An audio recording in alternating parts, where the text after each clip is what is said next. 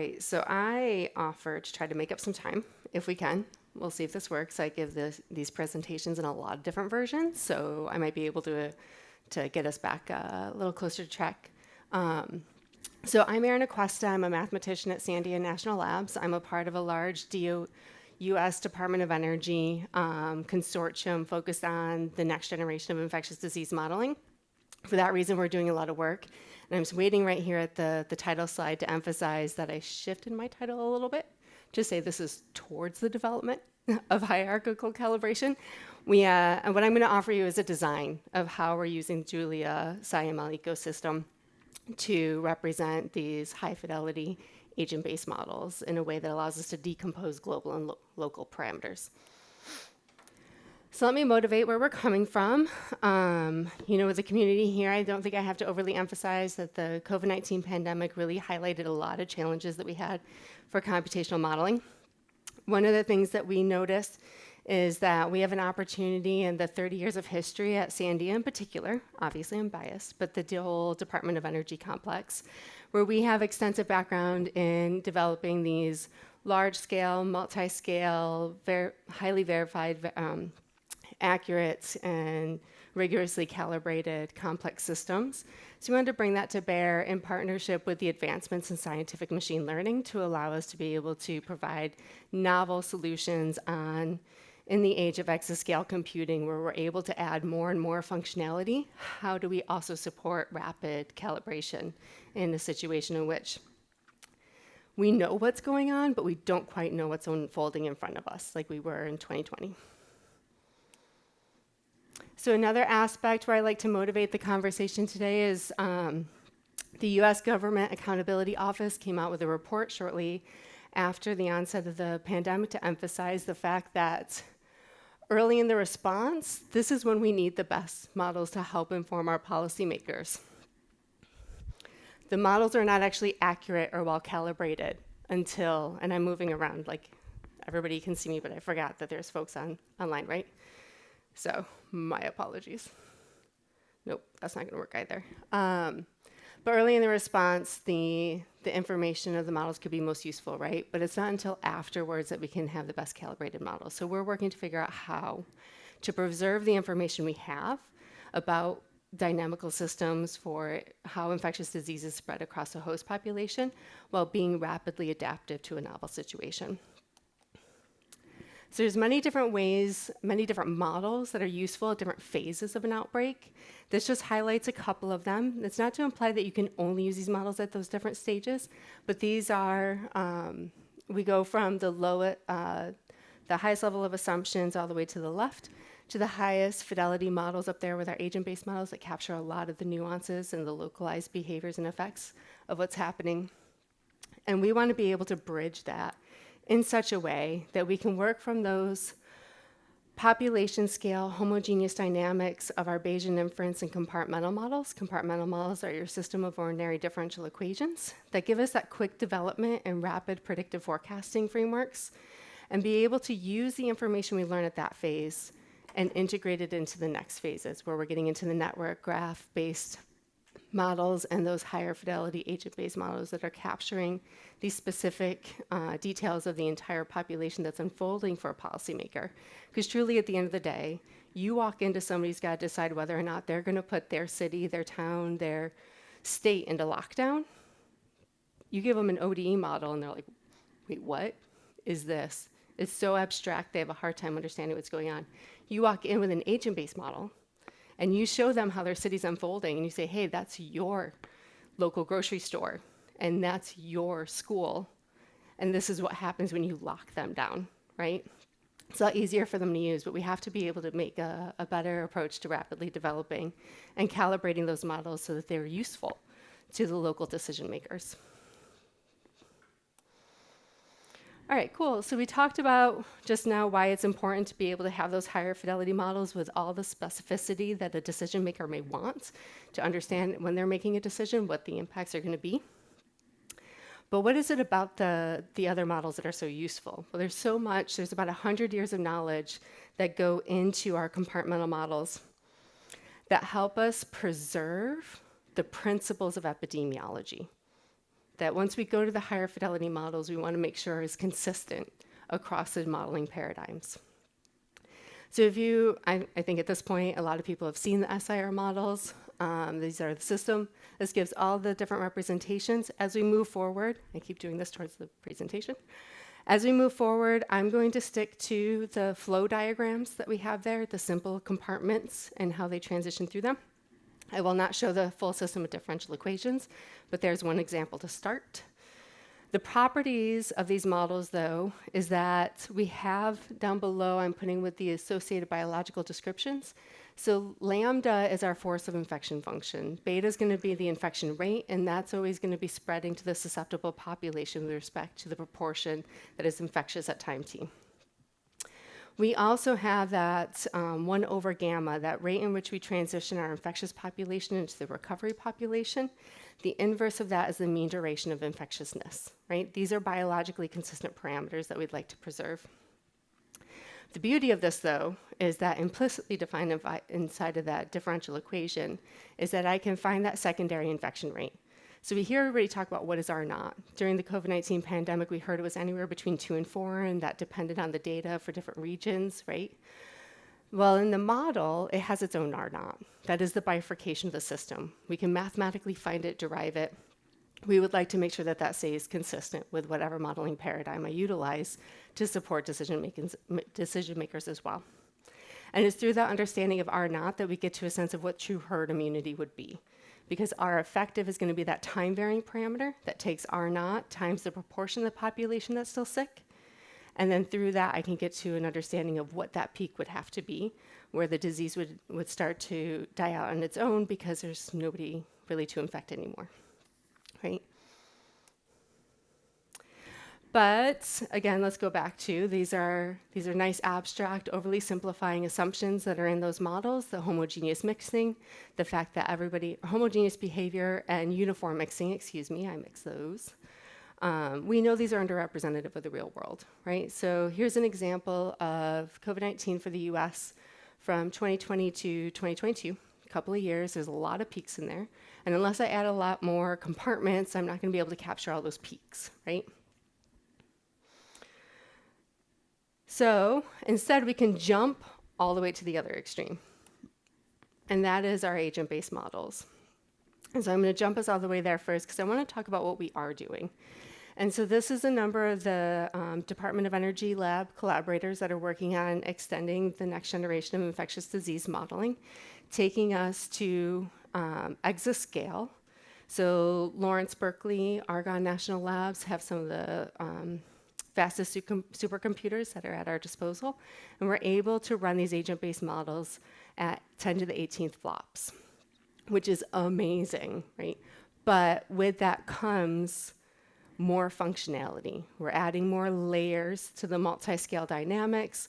We're getting higher fidelity of host behaviors in there, the multi-scale interactions within the host pathogen dynamics as well, eventually. We can even layer climate on top of that, right? We know the system is far more complicated than that compartmental model can capture. So we're moving in that direction. As we do that, we add more and more parameters. We make this inverse problem a much more challenging calibration problem for us. But I don't want to move away from what I biologically understand about that system. Oh, I forgot I had one more, really describing the complexities here, sorry. So this exascale-ready agent-based model is actually an exascale acceleration from what's called EPICAS that was developed by Los Alamos National Labs, another one of our collaborators. This is a particle physics-based agent-based model that captures individual-based single communities. So I'm capturing every individual of every community based on demographic data and information. We get into single communities so we can understand how people mix within their communities and across the communities. There's commuter flow within there, and then the time steps are only taken twice a day. So there's a daytime and an evening time. And everything else can be intelligently approximated by the sophisticated software developers that I work with, right? We get different types of stratification. We have age stratification, households, neighborhood clusterings I just mentioned. There are 4 types of model parameters in here, the person-to-person transmissions. We have the disease natural history. I'm getting back to there's biological consistencies I do not want to lose just because different regional complexities manifest my parameterization differently. I'm going to anchor us on that type of conversation there. And then there's a variety of different mitigation options. These types of models are great, like I said, to do the scenario analysis. They're projection models. It's going to say if you shut down schools, if you close the access or restricted access to local supermarkets, this is the impact to your community. But I'm going to highlight and focus on the first 2 there. That's the person-to-person transmissions. We can't get out of that. That's what we're modeling. And that's the highest priority parameters that I want to first look at. And then we have the disease natural history. So the latent period is the time after infection before you're infectious. You have the incubation period. That's the time after infection before you become symptomatic. Those are 2 different things. For something like COVID, as an example, you were infectious 2 days. If you were sick with COVID-19, you were in fact believed to be infectious 2 days before you were symptomatic.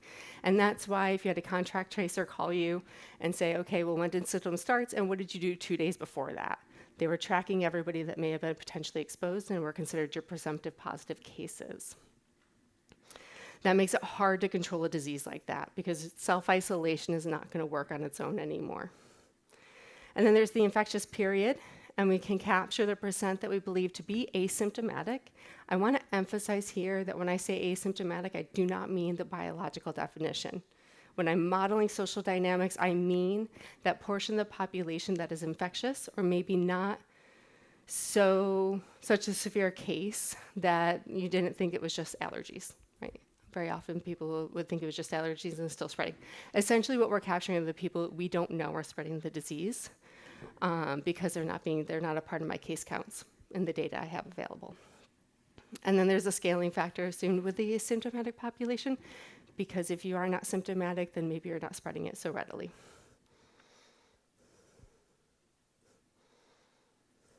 Okay, so if I look at those disease dynamics, or if I think about those disease-specific parameters, I can actually start to build a compartmental model that is semantically related. I'm going to say semantically related, not mathematically related, because it's really hard to make that comparison between an agent-based model and a compartmental model on its own. But semantically related, I can start getting at that latent period, incubation period, and infectious period. I'm going to have some dependent parameters there, because when I start to decompose my pre-infectious before symptomatic population, that's that I tilde-S compartment in there, then I have to start getting at other different windows of time that I'm trying to capture that aren't specific, but it can be inferred from those 3 specific disease parameters. And so I can start building this up, and what's great about this is I can actually go to the force of infection function and get a quick estimation of what the model R0 is. So I actually know what R0 is going to be and manifest in this model. I didn't know what it was going to be in the agent-based model. So these are some of the characteristics we want to preserve when we start to relate it back to the agent-based model. Okay, so we're going to talk about what that looks like in a second, but I want to get some preliminary details out of the way here. All right, so, sorry, I'm going to go back here for 1 second because I did forget the big orange box in the middle. So this compartmental model that we have, it does not yet capture the heterogeneous complexity of the contact matrix. It's not going to capture the impact on disease spread due to the lockdown. And it's not capturing quarantine and isolation is still missing, right? So there's still a huge model-to-model form error that exists. I'm emphasizing this because I want to make sure we're on the same page about what we mean when we say model form error. So quickly here, let's imagine you have a notional ground truth model. This is how, if you were to model everything perfectly, you had all the appropriate equations inside of that differential system, that you would have it in a form that's similar to the one that I'm writing. But often we know maybe some aspects of the dynamics and we're missing the other piece of it. We know Z matters, but we don't know how to model Z. Maybe we put in Z tilde. We put in an approximation for that. The fact that I approximated it is where I'm going to get this difference, and that's the model form error. Model form error is in the equations themselves. I can still solve that. The green dashed line is going to be the model results. The data is going to be what I'm trying to fit that to. And if there is a large model form error, then no matter how hard I try to calibrate, I'm never going to get that model to match the data that I'm seeing. So that's going to leave me with the discrepancy is in the observable space. Model discrepancy is the difference, and to be careful, it's not the difference with the data, it is the difference between the filtered trend of the data.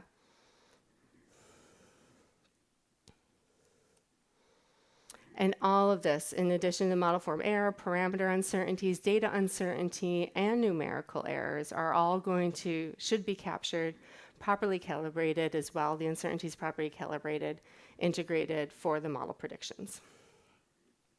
Okay. So in 2020, just kind of keep this around because the work at MIT with the Julia lab showed a great example of how model form error corrections using a neural network can give you a general sense of the trend around the world very rapidly.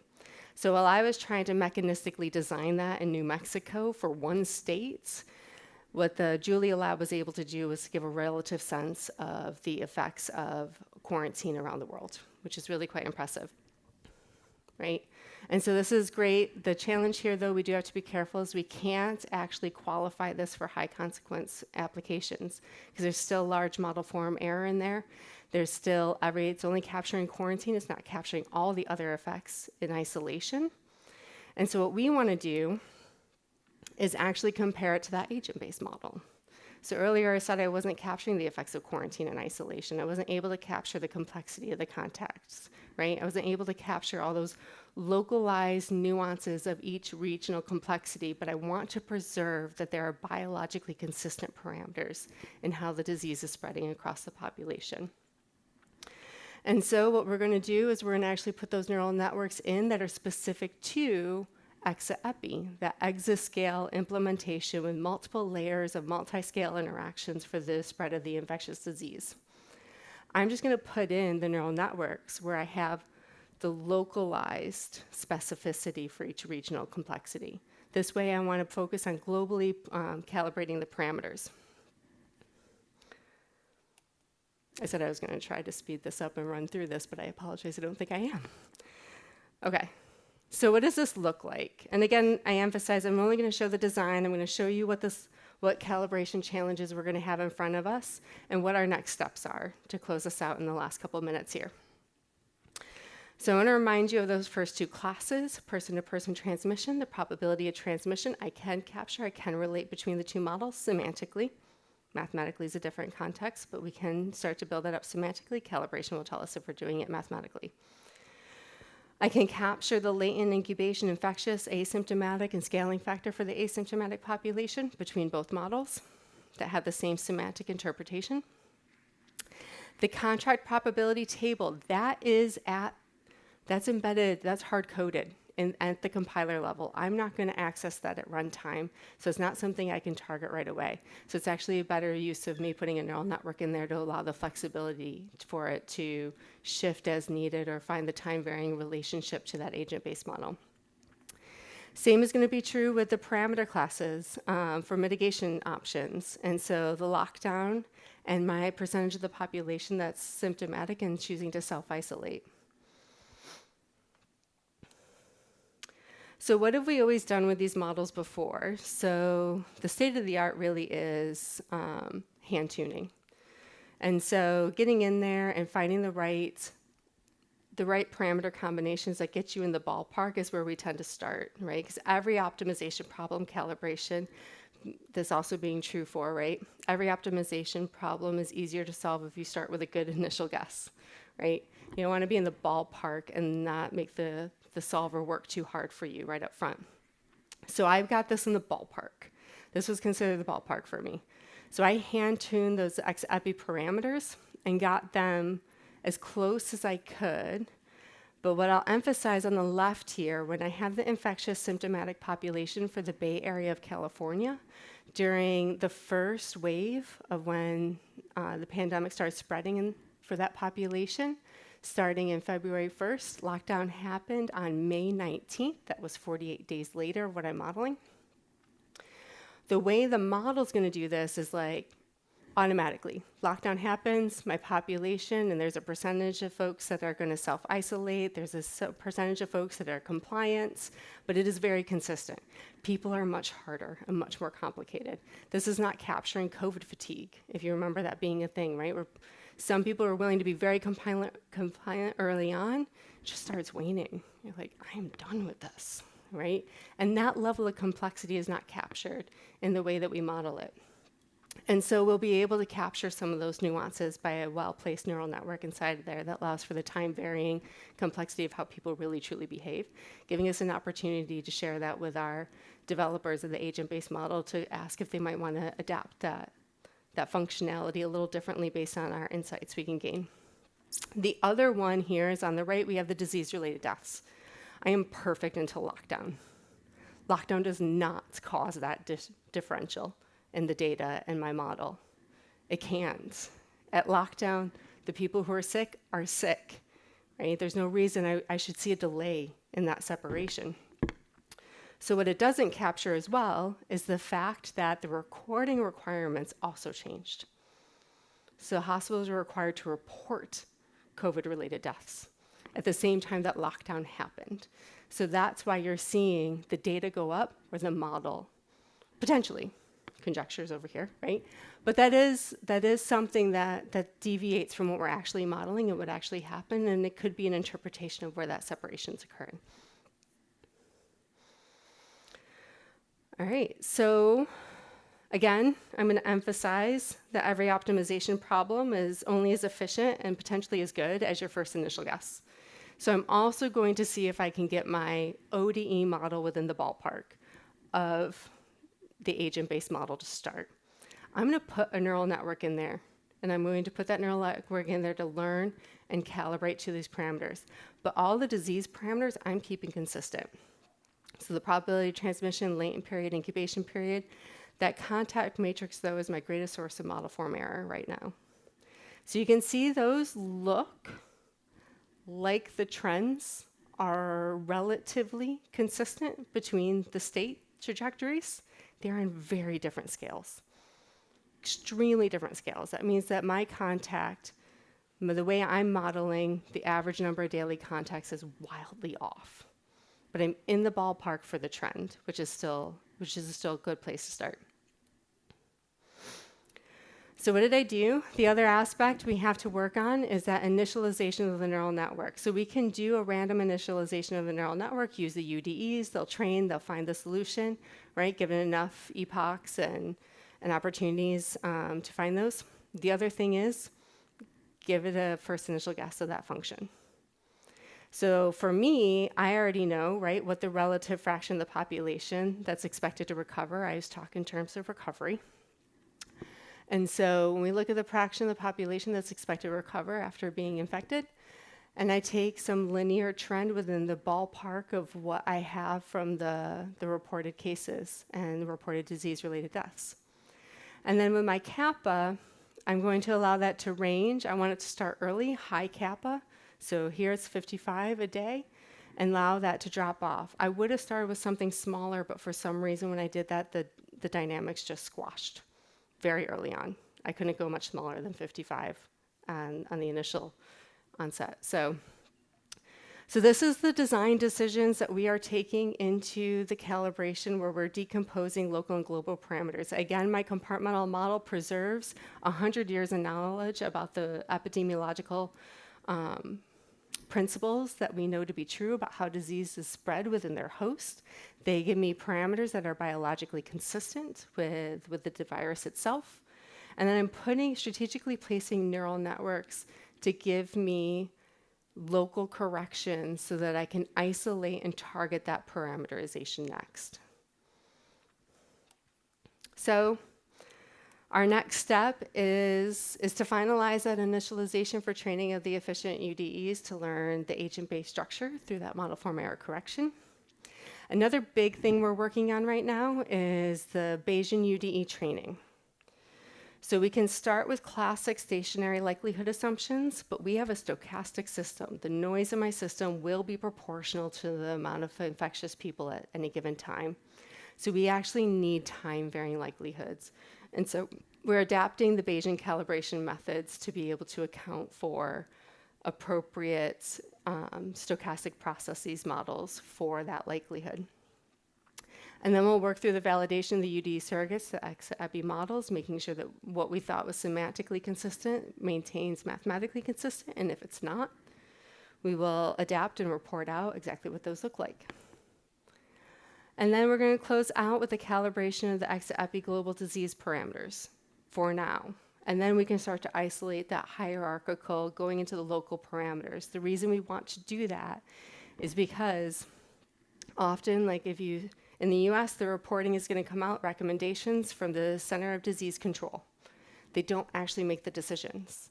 Local municipalities make the decisions, state level, county levels are the folks, are public health folks that are actually making the decisions.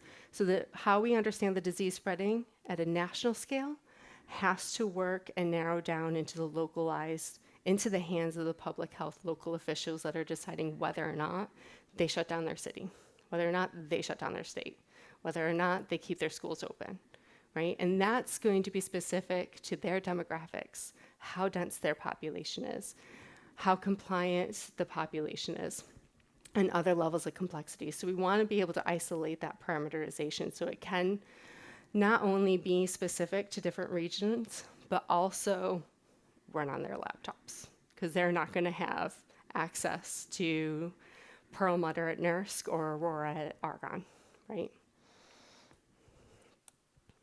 Okay, well with that, I'm going to close out. I maybe saved us 2 minutes. I tried though. Thanks.